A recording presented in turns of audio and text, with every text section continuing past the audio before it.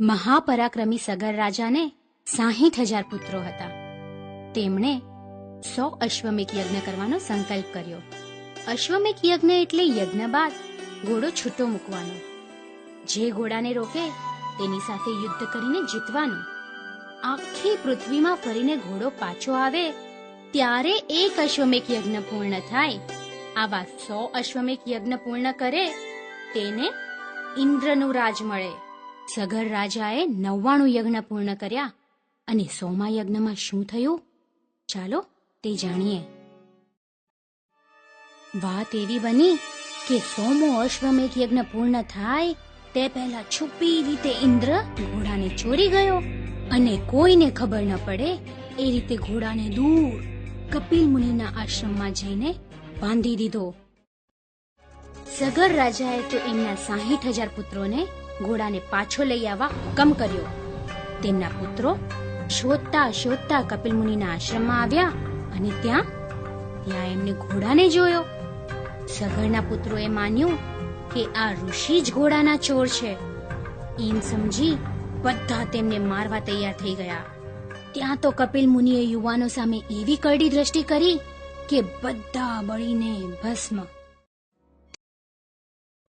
તેથી સગર રાજાના પૌત્ર અંશુમાને મુનિની માફી માંગી અને પ્રાયશ્ચિત પૂછ્યું. ત્યારે કપિલ મુનિએ કહ્યું કે તપ કરીને સ્વર્ગમાંથી ગંગાજીને અહીં લાવીશ તો તારા સ્વજનોની સદગતિ થશે.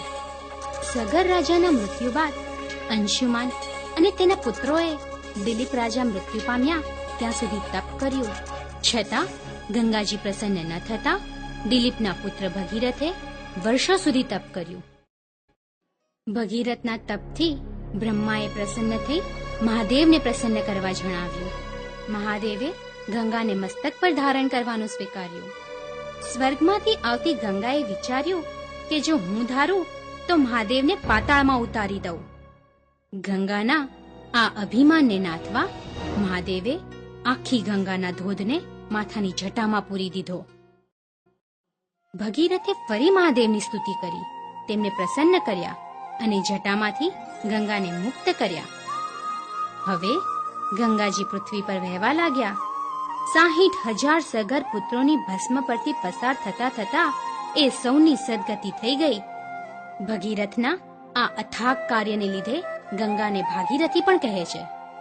બાળ મિત્રો, આ વાર્તા પરથી આપણને એ બોધ મળે છે કે વડીલોનું અપમાન ક્યારેય ન કરવું અને ભગીરથ રાજામાંથી પ્રેરણા લઈ સંકલ્પ સિદ્ધ ન થાય ત્યાં સુધી પુરુષાર્થ કરવો.